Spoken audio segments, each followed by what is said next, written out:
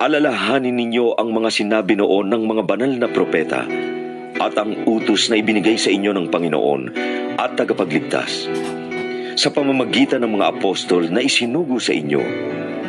Una sa lahat, dapat ninyong malaman na sa mga huling araw ay pagtatawanan kayo ng mga taong namumuhay ayon sa nasa ng laman.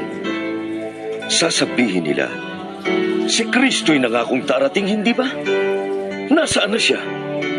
Namatay na ang ating mga ninuno, ngunit wala pa ring pagbabago buhat ng likhain ng mundong ito.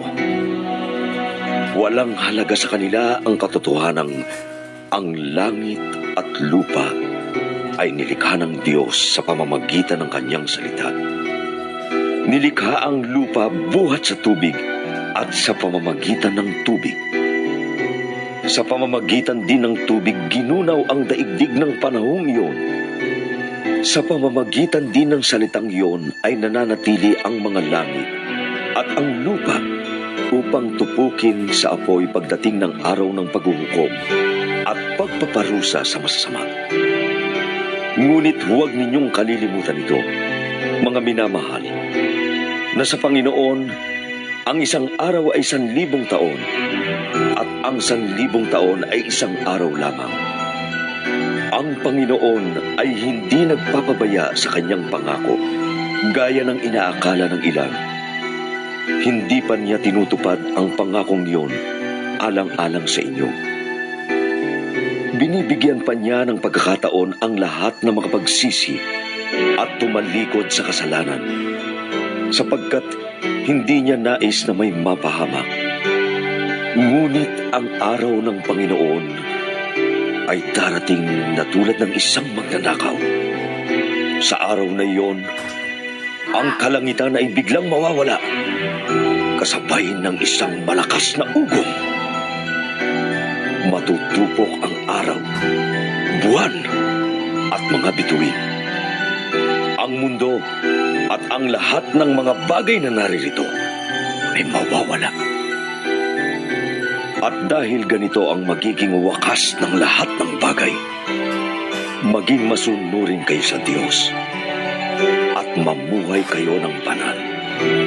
Habang hinihintay ninyo ang araw ng Diyos, magsikap kayong mabuti upang madaling dumating ang araw na ang kalangitan ay matutupok at ang mga bagay na naroroon ay matutunaw sa matinding init. Naghihintay tayo ng bagong langit at ng bagong lupa na paghaharian ng katarungan, sapagkat ganoon ang kanyang pangako. Kaya nga, mga minamahal, habang naghihintay kayo, sikapin ninyong mamuhay ng mapayapa, walang dungis at kapintasan.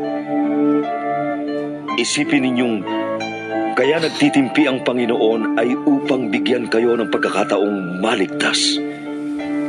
Iyan ang sinulat sa inyo ng kapatid nating si Pablo. Taglay ang karunungang kaloob sa kanya ng Diyos. Sa lahat ng sulat niya tungkol sa paksang ito, ganito ang lagi niyang paalala. Kaya lang, ang ilang bahagi sa kanyang mga sulat ay mahirap unawain at binibigyan ng maling kahulugan ng mga mangmang at magugulo ang pag-iisip. Ganyan din ang kanilang ginagawa sa ibang mga kasulatan, kaya nga't ipinapahamak nila ang kanilang sarili. Ngayong ito'y alam na ninyo, mga kapatid, dapat kayong mag-ingat upang huwag kayong mailigaw ng mga taong walang sinusunod na batas. At nang sa gayon, hindi kayo matitinag sa inyong mabuting kalagayan. Magpatuloy kayong lumago sa kagandahang loob at sa pagkakilala sa ating Panginoon at tagapagligtas na si Jesucristo. Sa Kanya ang kaluwalhatian, ngayon at magpakailanman. Amen.